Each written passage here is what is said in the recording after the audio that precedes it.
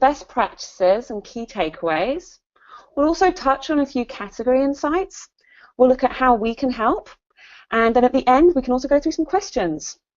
So if you do have any questions, please feel free to enter them into the GoToMeeting chat area. My colleague Ben will be keeping an eye on that and either jumping in during the talk or answering them at the end, depending on the question. So first up, a bit of an introduction to who I am. My name's Holly Blue Allen, and I'm the VP of Accounts at Nudge. So throughout my career, I've worked for publishers, agencies, networks, and now brand direct at Nudge.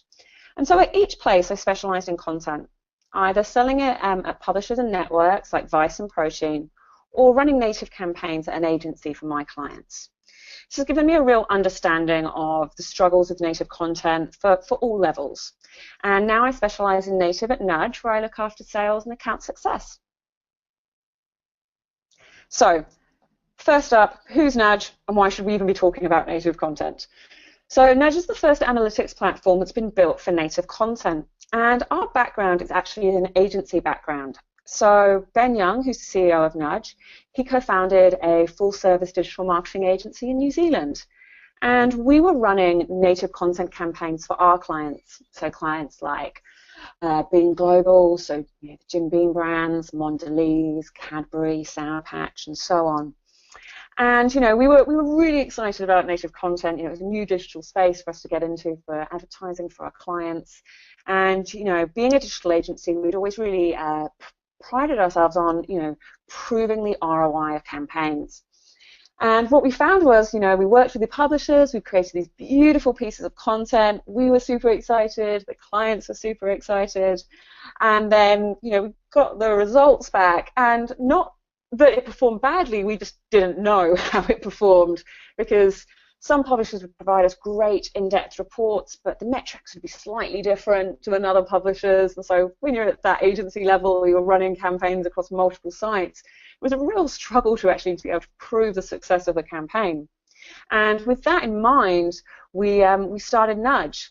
And so what Nudge is basically a simple line of JavaScript code that lives on any of your paid or owned content campaigns. And it gives you all the behavioral metrics, the distribution metrics, and the social metrics. So all of that together is really, native analytics. We moved up to the US about 3 years ago, and we've been in the market since then, and we're based in New York. So I'm going to talk through a few metrics because, as the headline says, quality metrics are a must. But also, you're going to hear me refer to these metrics throughout the talk today, and this will just be helpful for a nice level setter for everyone on the call. So first up, what we'll talk through is when we talk about people, I'm talking about the reach of the campaign, the unique people that you've reached. Next up, you'll hear me talk about shares. And when I talk about shares, I'm talking about all shares. So I'm talking about, social engagement from when people hit a share button on a piece of content, to someone, liking a share on a social platform, so on page and on network. Next up, you'll hear me talk a lot about earned impressions. And earned impressions are any impressions that come through from a social share. Now, the reason this is so important is you've probably heard, probably from Mark Zuckerberg, who likes to say this, I think, every year, there's been more shares than ever on Facebook. And he's not wrong. There have been more shares than ever on Facebook, as there have been on basically all social platforms. But less and less people are clicking back on those shares and coming through to the content that your brands or you have bought. So with that in mind, it's really important to understand what earned impressions are and if it's performing at the right level. And I'll talk through a few reasons of that, but just to give you a bit of an understanding, when we first started measuring campaigns 3 years ago, we found that there were an average of 16 earned impressions per share, and that's now an average of 2. So it's a really useful metric to keep an eye on. We'll also probably refer to virality, and when I talk about virality, roll off the tongue there, what I'm talking about is the percentage of people who come in from a share and then share the content again. Next up, you'll hear me talk about engagement, and engagement looks at the amount of people who shared the content and based on those who read it. You'll also hear me talk quite a lot about attention. And attention is just looking at the time that users are actively consuming the content. So a metric that people are kind of used to is time on page. Attention is similar, but a little bit different. So time on page only counts users who click through to a second page on the website. When you're only paying for one piece of content on the website, that doesn't really matter so much. So with attention, what we look at is the time that users are actively consuming the content. So you'll hear me refer to that quite a bit throughout the talk as well. So first up, what is native content? This might be a really easy one for half of you on the call, so apologies, but for everyone else, just to make sure we're all on the same page about what native content is. Native content is where a brand collaborates with a publisher to produce content that sits on their platform to get in front of their audience. So this piece of content on the New York Times, which was paid for by Netflix and Orange is the New Black, is probably one of the most famous pieces of native content. We sure talk about it a lot, and I know everyone else talks about it a lot. And it was created by the New York Times branded content studio, which is the T-Brand studio.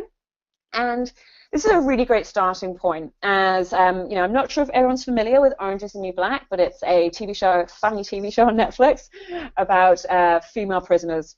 Now, what happened is that Netflix, you know, approached New York Times asking them to create a piece of content about the show, well, with a connection to the show, to kind of drive awareness amongst their audience. And the New York Times tackled this in a really great way. They produced a piece of content that was built for their audience. You know, it was well-researched, in-depth. It dealt with looking at female incarceration in America. You know, it was a sort of a hefty subject, and it was done with the New York Times audience in mind, but gave that connection to Orange is the New Black, you know, talked a bit about the show, and just really was a great connection between brand, you know, and publisher. So that's a good starting point. And next we'll need to look at, you know, does native content work? Because obviously that's also very important. So good answer is yes, it does. Using nudge data, we know that the average piece of native content gets 0.8 attention minutes and an average of 64% scrolled. Now let's just connect that to another, you know, opportunity that people have in terms of digital, and that's Facebook video, which I know I've had a rough few weeks, but we know that, you know, Facebook video gets an average of 0.3 attention minutes and a 33% completion. When you look at that against nudge, you can see that at scale, native content drives 2.5 times the attention of Facebook video. Another great thing, it doesn't interrupt. People only click what they want to read. And as such, it's a better advertising environment and far more persuasive. Also, it doesn't require intrusive advertising units to get people to engage. You know, the brand value is derived when people read the content, and that means you can optimize towards real value rather than made-up metrics. So consumption of native content from smartphones has doubled to 66%, and if you add tablets onto that, it increases to 73%. So by nature, native content isn't platform restricted, which means that you can reach consumers where they want to be reached. Now what we're going to do now is look at some examples of how other brands have leveraged native content for their objectives. I'll talk through what the objectives are, show the examples and why it worked, and hopefully you'll find some helpful tips there. So first up, another New York Times piece. Do not worry, we will talk about some other publishers as well, but you know, they do some great content. And this was a piece of content that was on the New York Times, and it was for Airbnb. So the objectives here were about changing perception of Airbnb in New York City and also driving awareness. So this was again, you know, beautiful piece of content, real custom format, video clips, you know, great historical photos, timelines, you know, little maps. And what it really did here was it included a look at how, you know, immigrants over the years have made New York City their home. You know, how they arrived, their journeys, how they landed at Ellis Island, but they also used current Airbnb information, looking at how Airbnb hosts now welcome people to New York City. So a really great example of in-depth journalism and crafting from the T-Brand studio, but to fit the brand's objectives. And so that's a really important thing, and you'll hear me talk about it a lot throughout the talk. Next up, we have a piece of content that was on a Time Inc. property, Fortune, and this was for Warner Brothers. Now, this was for the driving awareness of the, well, old movie now, but new movie then, Superman versus Batman. What they wanted to do was introduce the characters, change perception, and of course, drive ticket sales. Now, this was a really fun piece of content. It was written in the style as if Lex Luthor Jr. was a real person and LexCorp Company was a real company. And so they approached it as if they were interviewing sort of a CEO of a tech startup company. So it felt like something you would read on Fortune. So it felt real natural for the audience. And what was really great here was it was light-hearted, done in the format that the audience would understand, included some social from Lex Luthor retweeting pieces of content. Again, light-hearted, but a real opportunity here would have been with working with Time Inc. There's so many properties within there, and a great piece so that you can also remember that we're not just doing brand awareness, but that native content can convert.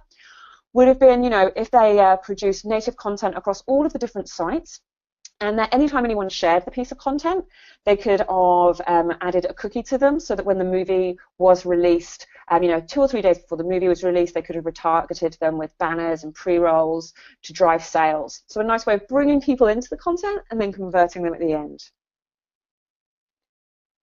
Next up, always an important one, 12 cocktails that will restore your faith in tequila if it so needs to be restored. Now, this is a BuzzFeed list, which I'm sure you're all very familiar with. And in this list, what it was trying to do was, obviously, I think it's in the title, but really making sure that tequila was being seen as not just a shots drink, but that there are plenty of other recipes and cocktails that you can have with tequila. And so real simple, again, using that list format, but a really important thing here as well. So a lot of the time some brands go, are we going to have enough assets? What are we going to do? What are we going to produce the content? Where are we going to get the ideas? Well, the great thing for any food, drink brands is that you've probably already got these assets. You've got recipes, you've got imagery. So this is a really great way of approaching these fun sites that do some great lists and asking them to produce something like that that's really going to fit their audience and is going to drive high engagement. Really important thing for this is making sure that when you do a list, is making sure that each number in the list includes its own social sharing buttons, because you'll find a lot of the time people are just looking to share that one cocktail or something to their friends, and that can help increase those earned impressions, which we discussed before. So another piece of content, which again can rely on some assets that you may already have, is this piece of content that was on Pure Wow, and this was for Sargento tasting snacks. And again, it was using those assets, but it did it in a little bit more of a creative way. So on this piece of content, you could start and go, what are you craving? Do you want some sweet snack or a salty snack? And then based on what you chose, it would give you snacks that fit in with that. Really nice thing here was it was, really cleanly laid out, and they didn't just include the Sargento snack products. They also included some different recipes as well, so that connection just felt a little bit more seamless for the audience.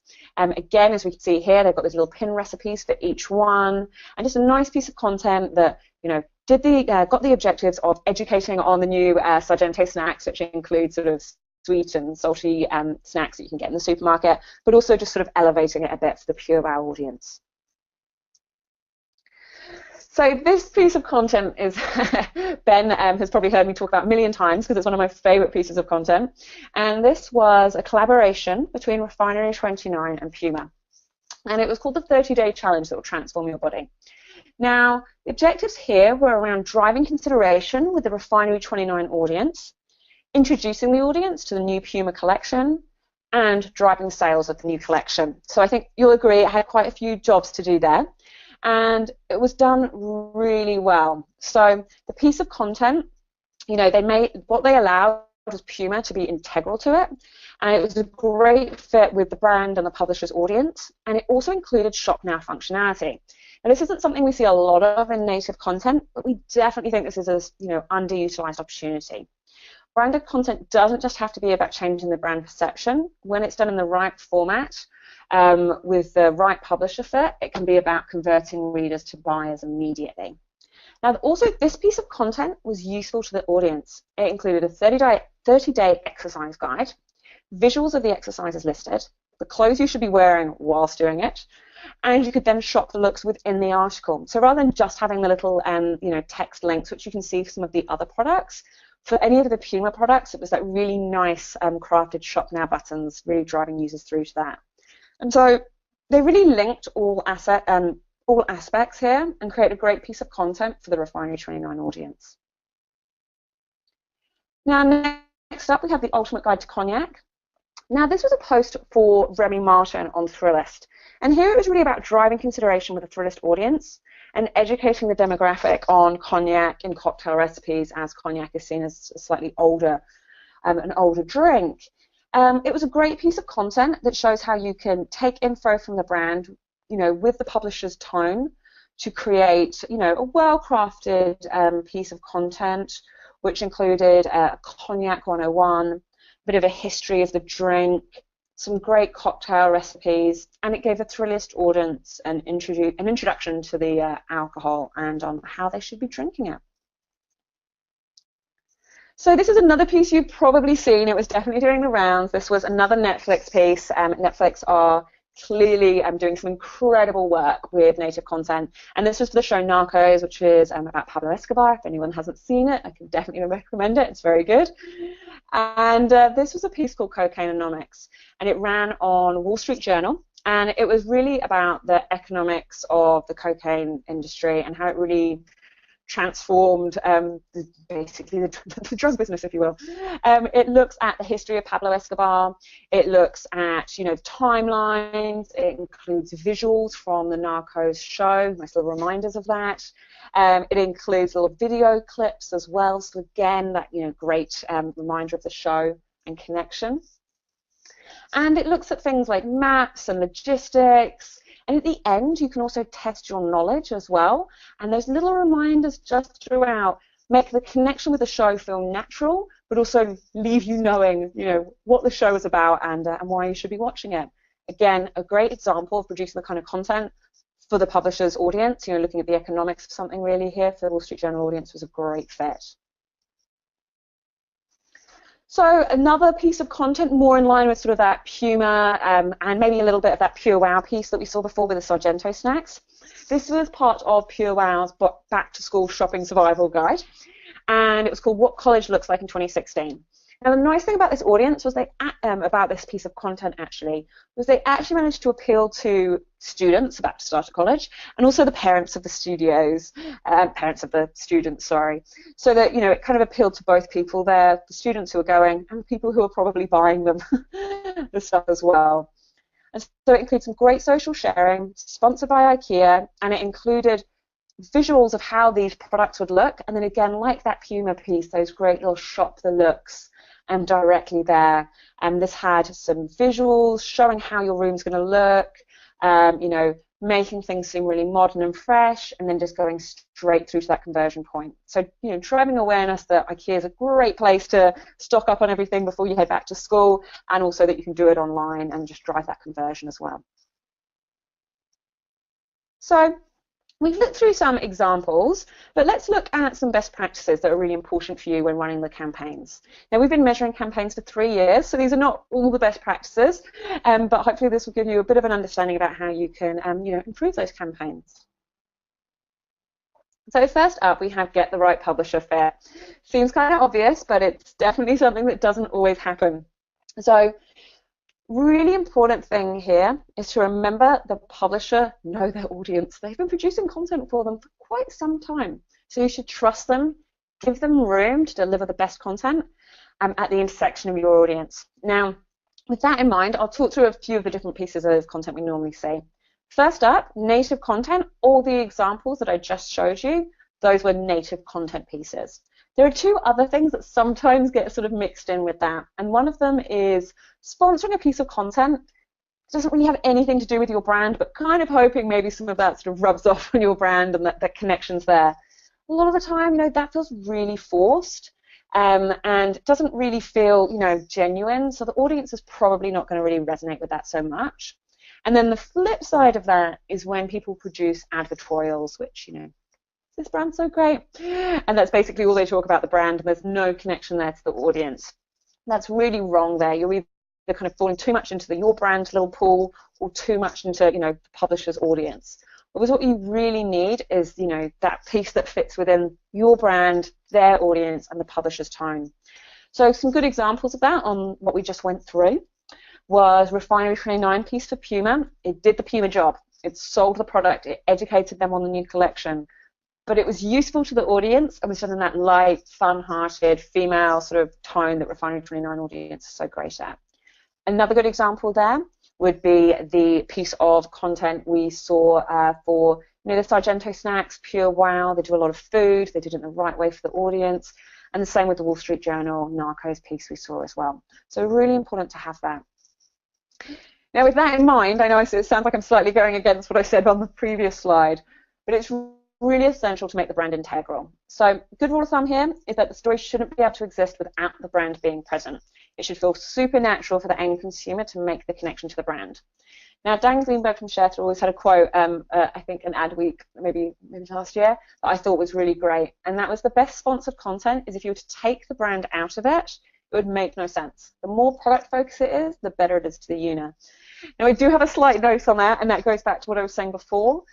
Yes, when it's done in that Puma, Netflix Narcos, that connection, again, if you're falling into that advertorial part, probably gone a little bit too far. You need to remember the publisher and their audience, but your brand is integral to the piece of content.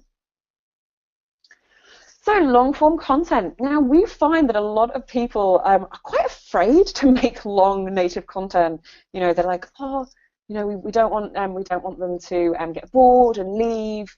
We've got to remember, your audience hasn't just arrived at that piece of content magically. They've clicked on something that stood out to them and that resonated with them for them to be interested in. So they clicked on something that they wanted to read. So, don't be afraid of, producing long-form content. We find, we talked about it before in relation to Facebook video, but from nudge data, we know that people on average scroll around 64% of native content. Don't be afraid to produce long-form content. If the audience is interested, they're going to keep scrolling.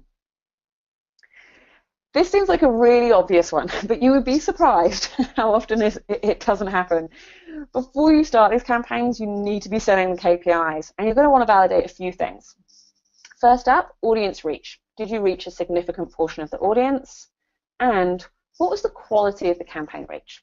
So I'll talk through some of the metrics and why they're important and some averages just to give you some benchmarks on what you should be expecting. So one of the great indicators for quality is attention, which we spoke about previously. Now, we find on average that people spend 0.8 attention minutes reading sponsored content. You're going to want to be coming in line with that or above that. So that can be really helpful when setting the KPIs and proving the success at the end of the campaign. Next up, engagement. So we find on average that there's about an 18% engagement rate across sponsored content campaigns. Again, that's what you're going to be looking for during the campaign. And impression ratio. So if you remember, earned impressions, any impressions that come through from a social share. Told you I was going to be talking about this quite a bit. Now, the earned impression ratio is basically the percentage of your campaign that came in, from those social shares. The reason these are so important is you didn't pay for them. So it's a really great metric to understand for a couple of reasons. One, it gives you some great tips for optimization, which I'll talk through in a minute. But two, it lets you know if, how the publisher's audience is engaging with your content. Are they resonating with it? Are they sharing it? Are their friends interested? And you're not paying for 20% of that campaign reach. So anything you can do to increase that is going to help you overall.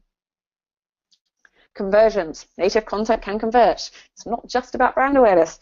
So we find on average that there's around a 1.5 to 3% conversion rate. Nice little benchmark metric for you to watch out for during your campaigns.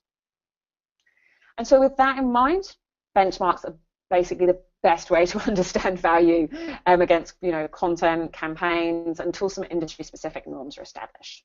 Now, the reason we built the Nudge Network benchmarks is because when we were sitting on the agency side and when we first launched Nudge, you get to the end of the campaign and you'd go, ah, yes, people on average scroll 64%.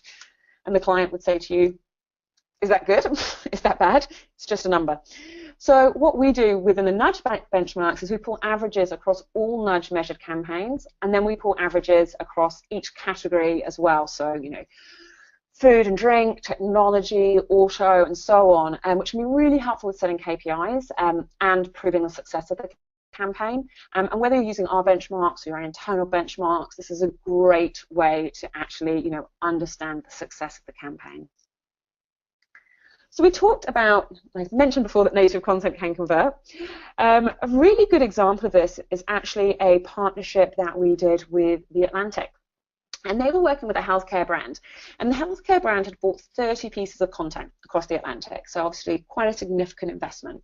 Now, they were after a few things with the campaign. They were after brand awareness. They were after educating people within healthcare professionals. They were looking for people to share the content. But what they were also looking for was that within 60 days of reading the content, were people coming to the brand site and filling one of 4 different lead forms. So using the nudge conversions feature, they were able to understand that. And the reason this can be such a great feature or metric to measure for any of your native content campaigns was that it allowed them so easily and quickly to find what was working, what wasn't working, and make changes. And so what they found during phase 1 of the campaign was that one piece of content was accounting for almost 40% of all conversions, and that one media source was accounting for 65% of those conversions. So what they were easily able to do was go, great, here's the piece of content that's working really well, and here's the media source that we should put budget behind to promote that piece of content. Excellent. So for the first, for the first phase, they put their budget there, and then for the second phase, what they were able to do was go, okay, what learnings can we get from this? We know that this piece of content really resonated. What other metrics are we seeing there that are a strong indicator for conversion? Was it high attention, high engagement? Just allowing them to really optimize the campaign and content and continually improve for ongoing campaign performance as well. So I've already mentioned that quality metrics are a must. But I think that this is a really great example for anyone, thinking through the way you should be comparing your metrics. So we already talked through the most famous piece of native content ever, which was the Netflix Orange is the New Black on New York Times. But around the same time, Netflix actually bought another piece of content, which was on Wired, and that one was talking about changing content consumption, how people have sort of been moving away from TV, going to sort of streaming services, binging on TV shows, and so on. Now, if you were to look at these 2 pieces of content here, immediately you'd probably think, well, okay, in terms of attention, New York Times clearly won. Look at that, an average of 3.21 attention minutes. Excellent. Now, look at the Wired, we can see, well, it still did better than average, 1.2. But if we look at the shares and that social engagement, the Wired piece clearly looks like it's a winner. There's around almost 131,000 shares as composed to almost 7,000 shares on New York Times. But that's why it's so important to have that earned impression ratio metric as well. Well, because here immediately you can see something that looks a little bit confusing. You can see that on New York Times, those 7,000 shares drove just over 145,000 earned impressions. Whereas on Wired, you'd expecting those to be probably 400,000 or 500,000 shares, but it was actually around 152,000 earned impressions. And so, real close compared to that difference in shares. And what this allowed them to do is actually look down and go, okay, why is that happening and what's happening? And what we could actually find out was that on Netflix, on New York Times, basically 99% of that engagement was coming from platforms like Facebook and LinkedIn, Twitter, that were driving high earned impression ratios, where some of the shares from, quite a large portion of the shares from the Wired piece were coming more from your, stumble-upons and digs and so on that, work well in terms of the engagement, but not in terms of maybe bringing a huge amount of people back to the content. Now, these were incredibly different forms of content. Netflix on New York Times was a long-form, thoroughly researched article that dealt with some serious issues, and so that's the sort of attention that we'd be looking for. Wired piece was real snackable content, some visuals, short-form pieces, and so again, that attention's coming in much higher than you'd expect to see. So both really play to their strengths, but having these metrics really allow you to, evaluate exactly how they performed and what worked and what didn't. Now, I talk about share copy a lot. I'm slightly obsessed with it, so apologies if I go on about this a bit. But just so you guys know, when I'm talking about share copy, what I am talking about is when someone either hits the social share button, like that, and gets some deviled eggs. Now, That's also when someone copies and pastes the link on, maybe that BuzzFeed piece and then shares it on Facebook. You guys obviously all use social, you know that automatically pulls in an image, a headline, and some copy below it. Now, that's what I'm talking about when I talk about share copy. Now, the reason it's so important is that it often gets overlooked, but it actually brings so many people through to the content.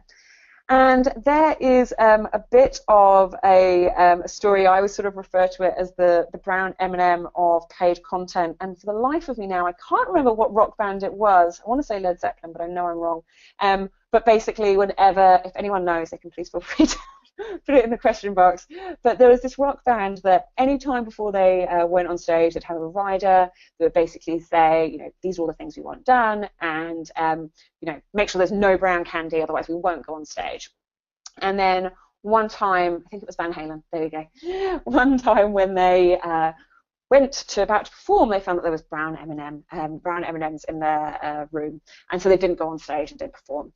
Now, one side of you could be thinking, yeah, rock stars, that's kind of just the way they roll. But the other maybe true thing was that they said that, when they were touring, there were so many things that could go wrong with electronics and the stage and everything in between, that if someone hadn't read that they didn't want brown candy, how did they know that they'd read all the other stuff?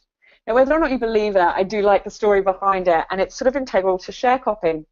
A lot of the time what we find is people go away and, they invest all this budget into creating these beautiful pieces of content or running all this distribution campaign to these beautiful pieces of content, and the share copy is kind of like just added on last minute as a small thing. That's what's going to increase those earned impressions, and so it's really important. This is how such a huge portion of the audience are going to understand the content, and how you're going to bring free audience, basically your organic reach to the campaign. So it's really important that you're understanding this. Once the piece of content's been written, asking, okay, what images are we going to use? What's the headline going to be? Share copy. All of that's really important. And with that in mind, this is a great way to extend your campaign reach without sort of throwing huge amounts of budget in terms of creative. Now, a great example of this, and this is just a glimpse of the Nudge dashboard, basically, where you can see these are all the social platforms people are sharing on, and then these are all the social platforms that are bringing people back to the content. Now, the story I'm going to tell you about is a little bit different to this visual, but it's in line with what you're seeing there, which is that one social platform is making up for a lot of shares, or maybe not bringing in a lot of earned impressions. And we were working on a finance campaign a few weeks ago, and it just launched. The client was really happy. They'd had around 500 shares on Facebook, which for them was pretty high, and that was making up around 90% Facebook was of all social shares. However, Facebook was bringing in around 40 people back to the content, and that was about 4% of their earned impressions. So clearly something was not working, because people were sharing the content with their friends, but people weren't clicking on it and coming back to the content. And so what they were able to do is immediately say to the publisher, can we change that headline? Can we change the share image? And let's see how that performs. They made those changes. They chose an image that was kind of a bit less stock photo-y, if you will. And in the next 24 hours, they saw their earned impression ratio increase by around 21%. And they didn't have to pay for anything there. That wasn't throwing extra budget at it. It was just making some optimizations that really affected their campaign reach. So distribution, definitely key. You produce these great pieces of content in partnership with the publishers, but it's so vital that you're also, including additional distribution there. Now, whether that's coming from, the publisher directly, or if you're using some of the great, native providers, distribution here is really going to, can make or break the campaign, really. So important to know, first of all, how many real people has the, distribution network sent to the content. One of the things we actually do within the Nudge dashboard, and this isn't so much from, a distribution standpoint, but more just from, people reading the content, and we actually exclude bot traffic within the dashboard. And one of the reasons we actually do that is that there are friendly bots, which sounds sort of funny, I know, but friendly bots that are on Facebook, Twitter, and LinkedIn, and all the other social platforms, whose job it is to basically test all the links and make sure that everything's safe and should be within the platform. But that can sometimes make up a huge reach of the campaign. So one of the things you really want to understand is how many real people have read the content, and then on top of that, what's the sort of distribution that's been sent through. Now, one of the big things to look at here is those post-click metrics. Sometimes we can still get really hung up on cost per click and click-through rate. And though those are, of course, useful metrics because we need to know how much money we're spending, what's really important to understand is what are people doing after they click through from the distribution and landed on the content, because that's really what you bought, and that's what you should be optimizing towards. So one of the things we do within the Nudge dashboard is we look at how much active time they spent on the content. So we look at that for all users, so you don't, inadvertently optimize for the wrong metrics. Another thing we look at is a true bounce rate. So you've probably all heard bounce rate before. It's an editorial metric, and bounce rate used to mean someone who didn't click through to a second page on the website. Now, if they landed on your piece of content and you only paid for one piece of content on the website, and then they hit the back button and went to Facebook, well, they didn't really bounce. They maybe spent 2 minutes reading your content, but they then afterwards went back to where they'd found it. And so that really shouldn't count as a bounce, especially when it comes to this style of content. So we measure a bounce as someone who has left the page before it's fully loaded. And again, that can be such a useful metric for understanding the quality distribution. Looking at that attention, how long they're spending, are they leaving the page before it loads? We show that as a percentage score, which can be super helpful. So you go, well, wait a minute. One traffic source, one set of creative is driving people through who are spending an average of 1.9 attention minutes, and maybe 4% are leaving the page before it even loaded. Whereas in a comparison to that, you might go, well, people from this source are only spending 0.3 attention minutes, and 60% are leaving the page before it even loaded. We actually recently worked with an agency in New York who did all the distribution. They handled it themselves but used distribution partners, and it was so useful for them because they found really quickly 3 different creatives that were driving double the amount of attention, and they handled that in-house. And then I think at the end of the campaign, their average attention minutes was 3 times higher than we see on average. So really helpful. Also, we talked about conversion tracking. Again, you want to see how your content is converting, but you want to see how your paid distribution as well is driving those conversions. So, okay, did someone come through from a promoted Facebook post, then read this piece of content, and then convert? Okay, well, we know that promoted Facebook post is maybe driving the most conversions. So all of those together can be really helpful when looking through your distribution. So some key takeaways there. Trust the publisher, but do make sure it's a collaboration between their knowledge and audience and your campaign goals and your brand. Seems obvious, but please set KPIs before a campaign. You need to understand what success looks like, and leverage benchmarks if possible. Again, I'm going to talk about share, copy, and earned impressions, but sweat the small stuff. These things may seem like small parts compared to this, incredible long-form piece of content, but I have seen again and again on campaigns that this is the sort of stuff that if it's not optimized can see some massive differences. You could significantly alter your campaign by around, campaign reach by around 20%. And lastly, that distribution of your content is key. So what I've done here is I've included just a few insights for a few different categories. Now, just to highlight that Nudge actually creates research reports for each category, and I'll send you an email tomorrow and include some links for that. So depending on what category you're working across, you can download the best one for you.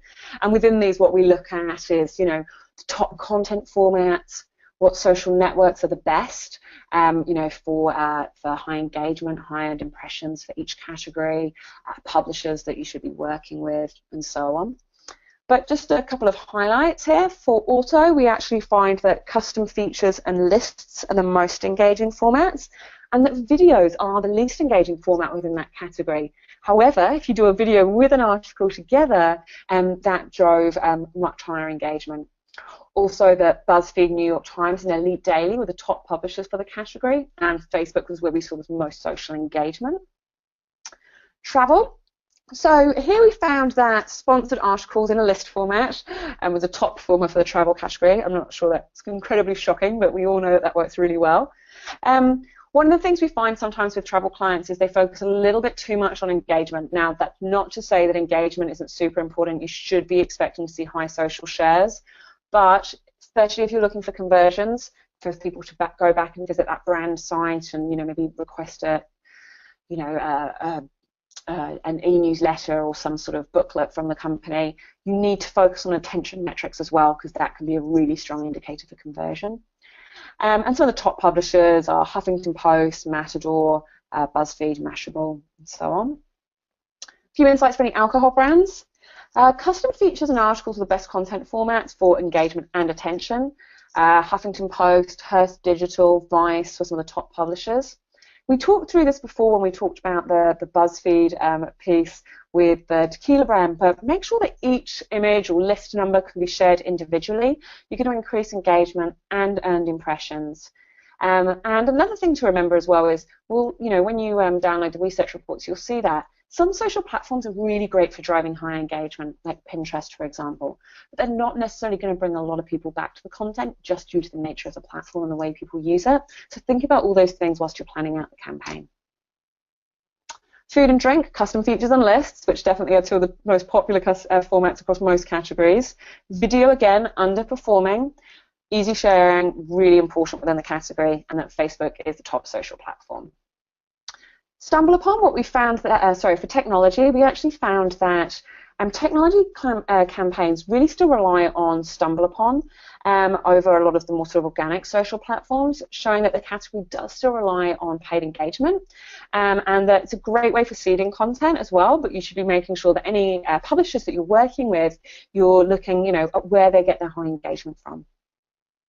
So we've talked about how you can leverage it for your brand's objectives. That native content does in fact work, and some great examples and best practices. But just as a real quick, how Nudge can help, and again why we're talking about this, is that we really provide you those specific tools for content campaigns so that you can do all the things we just mentioned.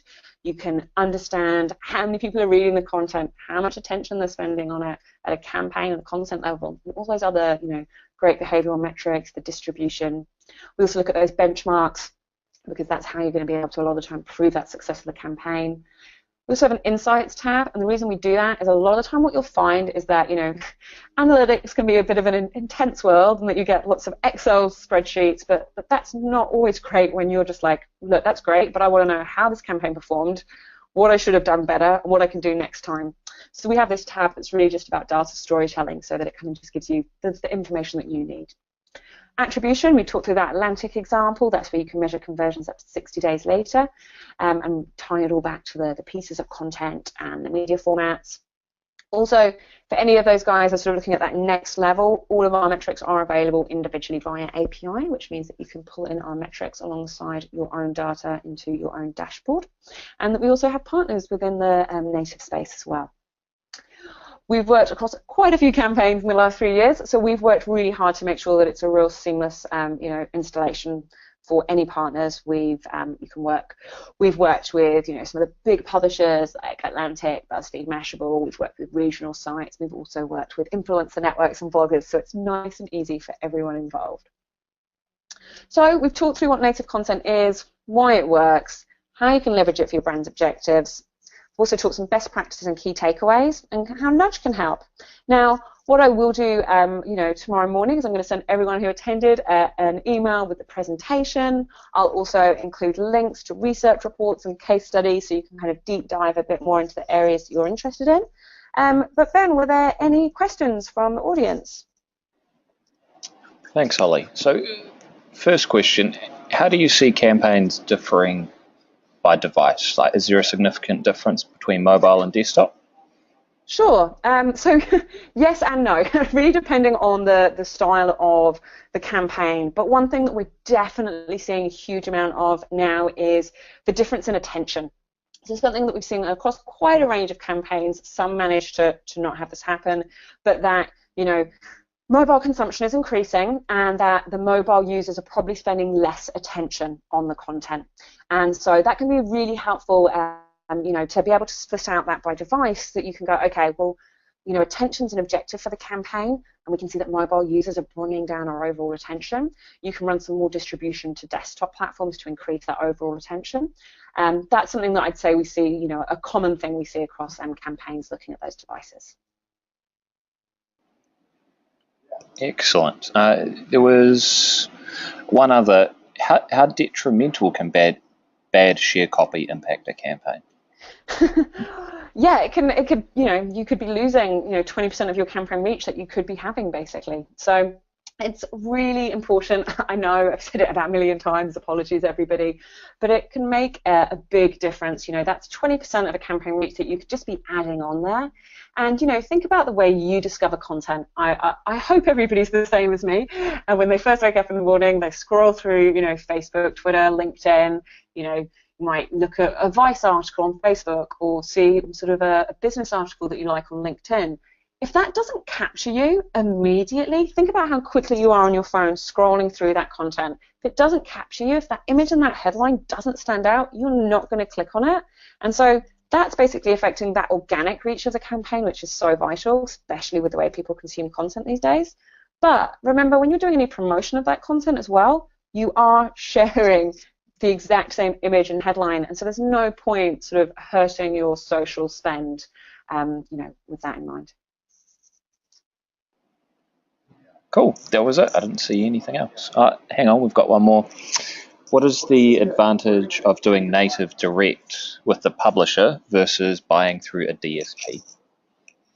So I would say one of the advantages there is that it gives you a bit more integration, sorry, that's not the right word.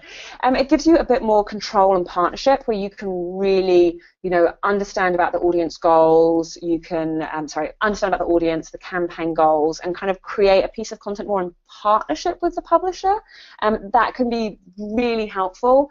It might not always bring you the scale you need, which is where we sometimes see people relying on other things, but it can be a really great way of producing that incredibly engaging, high attention content that's also, can create a great partnership for future campaigns as well.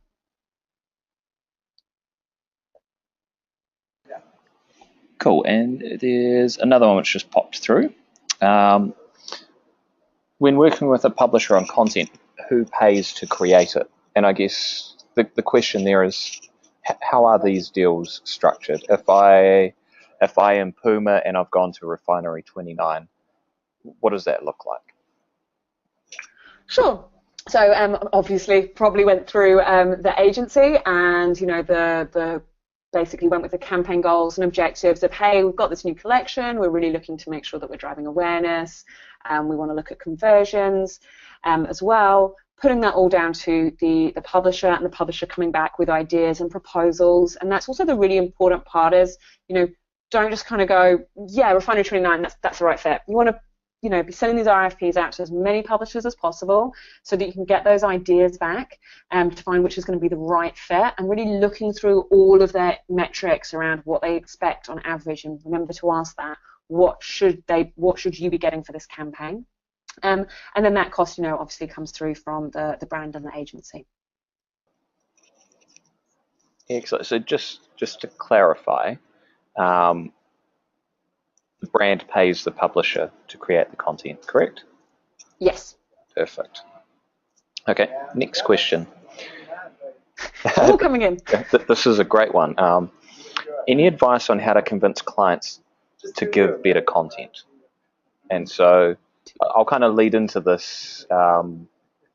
We always recommend to use data to back it up, but Holly. Sorry, can you explain the question a little bit? I got a little bit lost. So any advice on how to convince clients to give better or help create better content? Yes, definitely. So, I think rely that data, as you mentioned, Ben, obviously relying on some of that data. And if I'm understanding the question correctly, which I might recap on here, so about making sure that the client is producing better owned content, is that the question?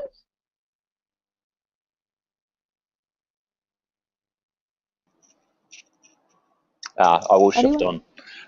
So the next question, are there any industry benchmarks for native by advertiser category or vertical? Yes, definitely. So we provide those through Nudge. So we provide averages across all Nudge measured campaigns, looking at each category within that. So what you should be expecting for engagement within auto, or what you should be expecting for attention for a finance campaign. And then we are looking to extend the product out as well in a couple of different ways. One is doing it by content format. So again, you can use it as a great planning tool. to go, okay, well, we're after high attention. These are the sort of metrics we're after. This is the content format and the category that works so well. And then again, we are looking to extend probably more towards the middle of the year, looking at the verticals for should we be looking at entertainment publishers or news publishers. And a really important thing to remember as well is for each campaign to be collecting your own benchmark, so you can always aim, higher for that next campaign. Excellent. And for how long does this process take? If I am tomorrow sending out my RFP, how long till my content goes live? And what would be a best case and I guess a average time frame? Sure. So best case is you do want to be giving, a little bit more lead time here than if you were thinking for a straightforward banner buy. We see people planning campaigns a lot of the time sort of 3 to 4 months out. And that's probably, I'd say, the average of what I see on, for most campaigns. That is not to say it has not been quicker and turned around sort of within, 4 weeks, but that's not really advised. I don't think you're always, getting some of the best there. You want to make sure that you're able to bounce back and forth on some of those ideas, talk through the objectives, and really get the best content out of the publisher, understanding as well that there is going to be a sign-off process that can take a little bit longer than what you're going to see on sort of straightforward banner buys. Excellent. Thanks. And I think that's all for questions. If you do want to reach out, Holly will send a follow-up email and we're more than happy to answer any further questions. Brilliant. Thank you very much, Ben. So as Ben mentioned, I'll get that email out tomorrow, include all of that information. Any questions or if you'd like to have a follow-up call and to talk through anything in more detail, just let us know. And thank you very much for joining the webinar and hope you have a great afternoon. Bye.